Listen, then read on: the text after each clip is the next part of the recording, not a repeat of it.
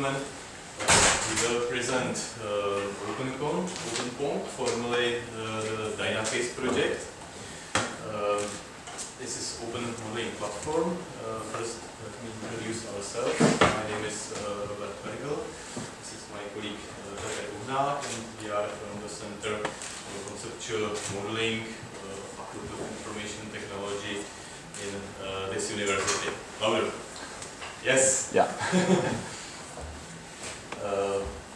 What we will speak about today, what is OpenPonk first, what is conceptual modeling, just briefly, and then Peter will speak about introduce features of OpenPonk. This presentation will be partially a teaser for tomorrow's bigger presentation, where Peter will do sort of like workshop and show you details, how can you really use OpenPonk for your project. So first, what is OpenPonk? Open, it's obvious. As for Ponk, you can find two definitions or several others. On Wikipedia they say it's immature sorghum grains. This is sorghum. If you know this, this is some sort of grain. Urban Dictionary says this is Jewish Brooklyn, New York slang for marijuana and the illegal usage of this substance. And you can find other meanings, although this is not Ponk we have. This is Ponk. Do you know what this is? What do you call it in English? Workbench. Exactly, it's workbench. You're the first, but you knew. Do you know in which language this is called Ponk? Czech? Yes, surprisingly. So, we all know workbench. This is a typical Czech workbench, so it's slightly messy, but if you are looking into it for some time, you start realizing that there are a lot of useful things that you may need in your workshop to engineer things. And this is what OpenPonk is. You can see this Ponk is also open. So, we said this is a conceptual modeling platform. Just briefly, how to understand conceptual modeling, there are a lot of understandings of this term. This comes from the theory called the triangle of reference by C. Ogden, or sometimes also called the Ullmann's triangle.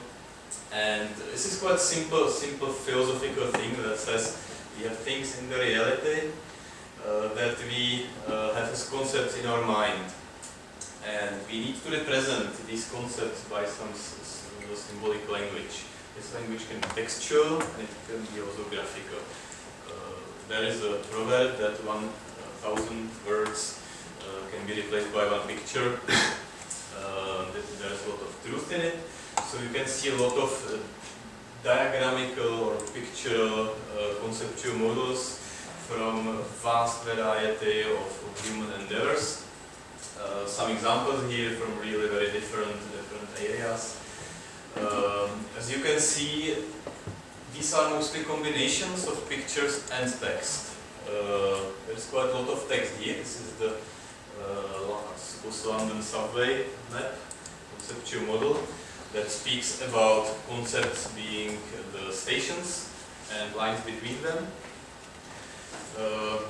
chemistry models, and so on. So there are always symbols representing certain concepts. This is abstraction, where you just take certain views, certain lenses of the reality, and you depict them in either text or pictures, and work somehow with them. You do this because you want to convey the message to someone and make common understanding of the concepts. In software engineering, which is our domain, you can meet such types of conceptual models. Everybody knows them. For example, UML class diagrams, entity derivation models, process models, package UML package models, Archimate, and so on.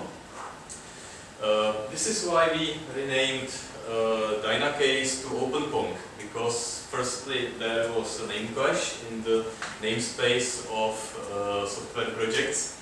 There's another project called DynaCASE, and there are clashes in Google and so on. And we started as CASE, computer-aided software engineering tool, but then we realized that what we are building is mostly a general platform that you can use to build any type of diagramming plus textual conceptual modeling tool for business engineering, like process modeling, or this one, or even manufacturing, or anything that you may like.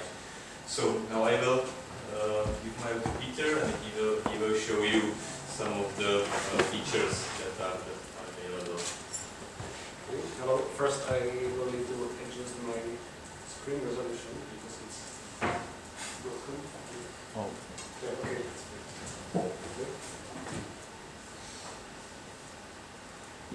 Okay, so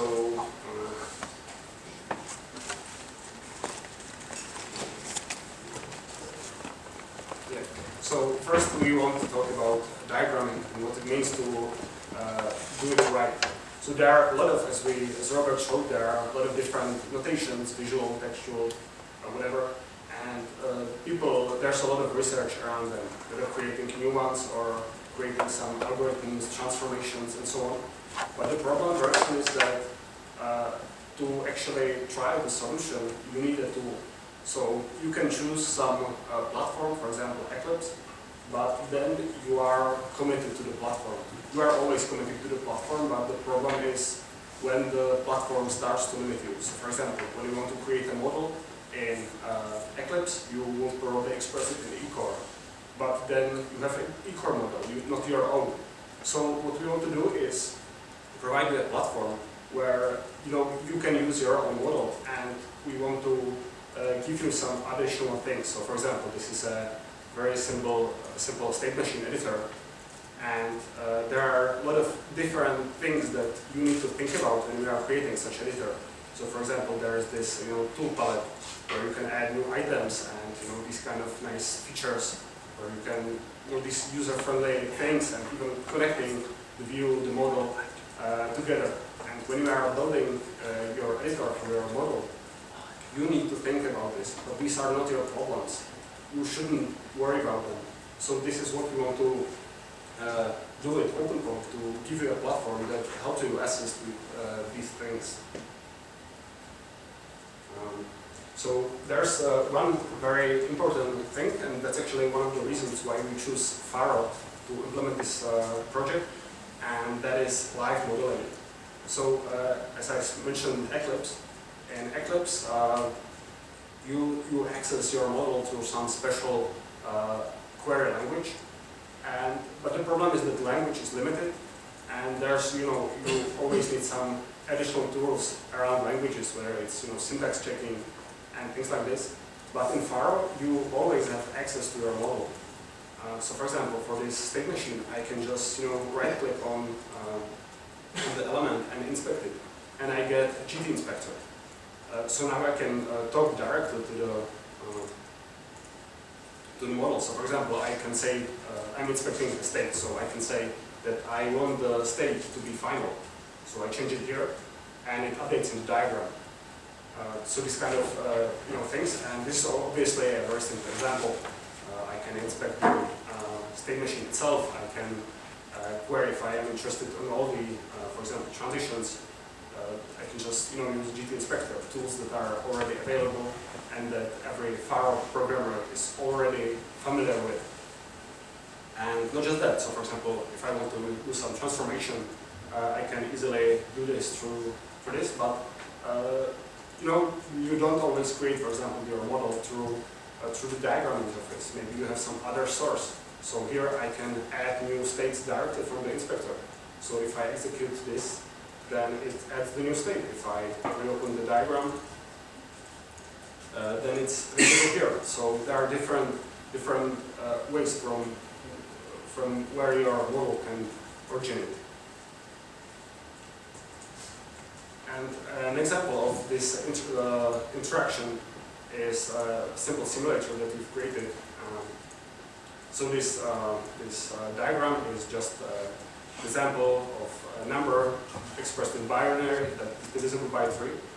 So when I have some input, doesn't adjust, so I can just run it through the diagram, and I see that it's M12, but maybe let's try a different number.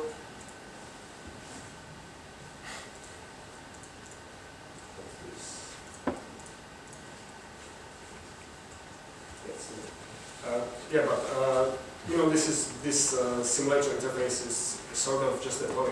But what I can do is I can inspect the simulator itself, and here I can talk not just through the graphical interface, but I can talk directly to the simulator. So here I can add new entry to the stack, and then I can go forward. So maybe you have some other source of the decisions, maybe you have some execution engine, so you can feed that directly to the simulator. And this simulator is also a good example of another thing, and that it's unanticipated integration. So the platform has no idea that there is some kind of simulator, which means there's normally you would provide some special frameworks or interfaces to integrate these kind of things, but there's nothing like this here. So all this does is that it takes the controller of the platform and it talks with that through the normal API that it's used even within the platform, because it's all open. So this means that the simulator talks to the model, asks what's the next transition, and then just changes the visualization in the view. So even though this may not be considered like well engineered, the simulator, because you need if you want to do it really well, then you will need to some probably better abstractions, more testing, and so on. But this allows a very fast iterations and very short feedback loop. Because if you want to just experiment some idea, then you want to go really quickly. You want to just plug it in and try and see what happens, and not spend a lot of time and resources building some complex tools and adhering to complex abstractions, just to find in the end that maybe this idea is not so great. And I also spoke about how there are 2 ways we can create our models, through the diagram interface and through the inspector. But maybe models are very complex, and maybe you need more different approaches. So for example, this is a UML, a class diagram editor, and let me open a new one. And obviously you can, I can click on the palette, add new class, let's call it person. I can add some attribute, let's call it name. And you have this kind of nice user-friendly interface. You can select a type from some pre-selected things and so on, specify the default value, and so on. But when you know what you are doing, maybe this is also not a great approach. Especially programmers, there is some evidence suggesting that even though they do like visual diagrams, they don't necessarily like to create them through the diagram interface. So for UML, we have a DSL editor. So here I can just click refresh the model, and it will give me a textual representation of the model. And what I can do here is I can maybe change some property and save it, and it updates in the diagram. So if I add another class, some role, then it adds to the diagram. Maybe person has some roles. It adds the association. So this way you can at the same time you can create diagrams not just through the interface, but through the diagram interface, but also through the textual notation, which is, in our opinion, very valuable. And again, many tools provide you with just the diagram, and what's the most important part is always the model. So for example, this is UML, but actually behind this is Femix. So we use Femix that we just extended, And this shows another very important thing, that we extended the Femix meta model, but we didn't change it, and yet we were able to create a diagram for it, a diagram editor. So this is what I was talking about, that you should be able to take your model as it is and build the tool around it. So the platform should bend to the needs of your model and not the other way around. So here I have the Femix model available, and I can do things that I'll do otherwise, and and more or less importing from the language and so on. Yeah, one more thing. Last thing I want to talk about is some extensions. So at the beginning, I mentioned that there are a lot of things that you need to worry about when you are creating editors. One thing is validations. Just like you need with source code, you need to basically you need to, for example, many people forget just to put stupid semicolon at the end of the statement. Just, why should you forget something like this? And the very same problems are implemented when you are creating models. So, for example, in state machines, there are very simple rules that transition cannot end in initial state. So, for example, here, I see that the state is green, so I can connect them. But if I hover over the initial state, I don't know if you can see it, there's a red halo around it, and I cannot connect it. So this is like very, very simple, with yet very powerful feedback for the user. Of course, there could be more complex rules, so you need to maybe some more powerful validation engine. Yeah, so I was saying this. We want to provide. We of course provide several different notations already: state machine, UML class diagrams, and WORM, which is business engineering, and some additional extensions around it: the simulator, some code generation, model or engineering. But these are just the end user tools. But we also provide it as a platform for you to use. So we invite you to give it a try. It's all open source, available on the web, on GitHub, all the source code. So you can give it a try and see how it goes, because it's still quite an early stage. So I'm sure there will be some problems, but we would like to see those problems and see how we can help you solve your problems. And so yeah, we have another talk tomorrow, where I will show you how you can create your own model, very simple. So I invite you to join me there. Thank you.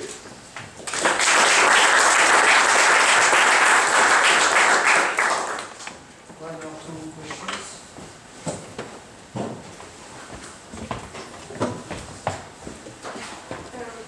You use Phoenix, but is your do you have a meta description although that Of the extensions? yeah. Yeah, most of them. I mean, we can look at it later.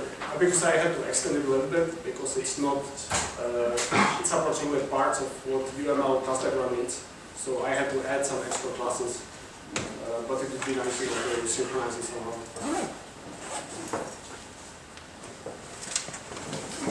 What if I want to add a new language? What about the adoption of